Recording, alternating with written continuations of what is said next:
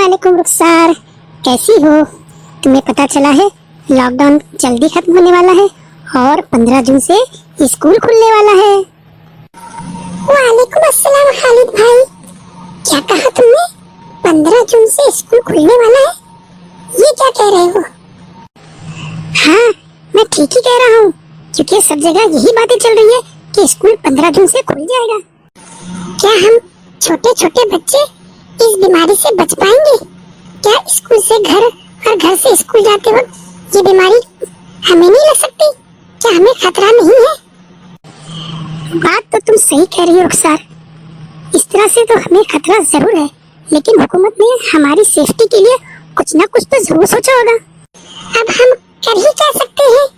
अगर स्कूल खुल गई तो हमें तो स्कूल जाना ही होगा, चाहे जान का खतरा हो या ना हो। अरे मैं तुम्हें एक बात बताना भूल गया, ये जो 15 जून से स्कूल खुलने की बात चल रही है, ये सिर्फ ग्रीन जोन के लिए है।